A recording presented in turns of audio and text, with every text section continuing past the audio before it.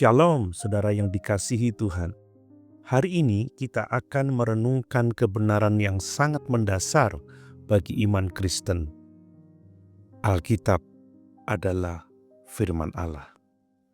Di zaman modern, banyak orang berusaha meruntuhkan otoritas Alkitab, menyebutnya hanya sebagai karya sastra kuno atau sekedar catatan sejarah manusia yang penuh kesalahan. Namun, firman Tuhan dalam 2 Timotius 3 ayat 16 dan 17 menegaskan sesuatu yang jauh lebih dalam. Mari kita membaca. Segala tulisan yang diilhamkan Allah memang bermanfaat untuk mengajar, untuk menyatakan kesalahan, untuk memperbaiki kelakuan, dan untuk mendidik orang dalam kebenaran.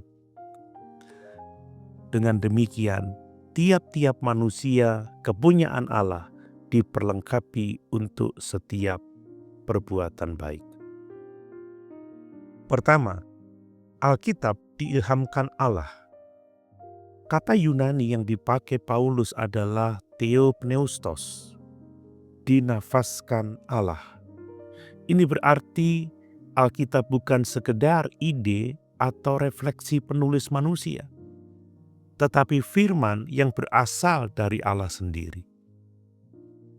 Manusia dipakai sebagai alat, tetapi Allah sumbernya. Roh Kudus menuntun para nabi dan rasul sehingga apa yang mereka tulis benar-benar menyatakan kehendak Allah. 2 Petrus 1 ayat 21. Alkitab memiliki sifat ganda, ditulis oleh manusia dengan gaya bahasa mereka, tetapi tetap 100% firman Allah. Karena berasal dari Allah, Alkitab tidak bisa diperlakukan sama dengan buku filsafat atau literatur kuno lainnya. Ia berotoritas ilahi dan layak dipercaya sepenuhnya. Kedua, Alkitab berotoritas atas hidup kita. Firman Tuhan tidak berhenti pada klaim ilahi, tetapi juga bekerja secara praktis dalam hidup kita. Mengajar, menyatakan kesalahan, memperbaiki kelakuan, dan mendidik dalam kebenaran. Mengajar artinya, Alkitab memberikan pengajaran yang benar, menjadi standar iman Kristen. Menyatakan kesalahan artinya, firman menyingkapkan dosa dan kesesatan yang mungkin kita anggap wajar. Memperbaiki kelakuan artinya, firman membentuk kita, menuntun ke arah hidup yang benar.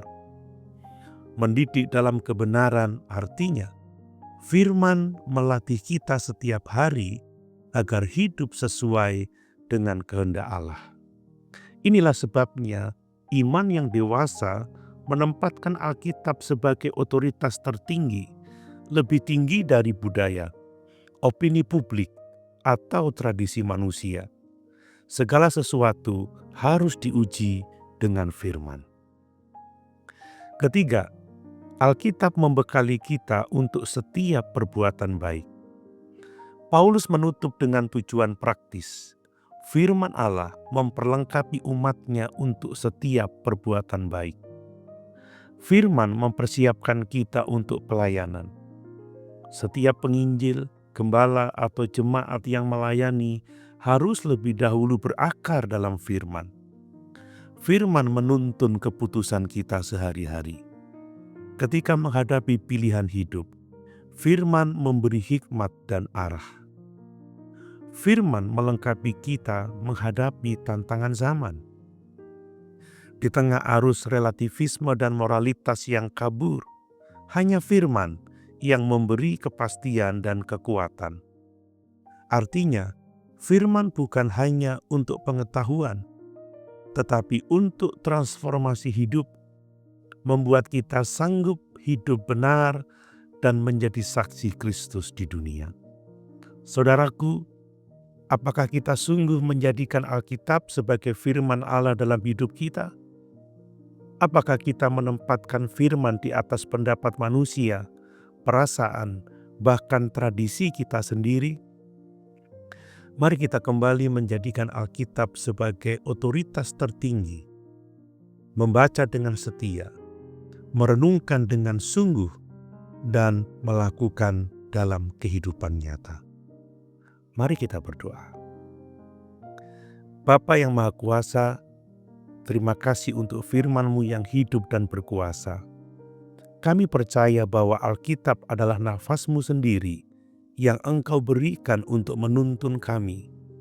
Tolong kami untuk selalu menjadikan firman-Mu sebagai dasar hidup, mengajar, memperbaiki, mendidik, dan membentuk kami menjadi serupa dengan Kristus.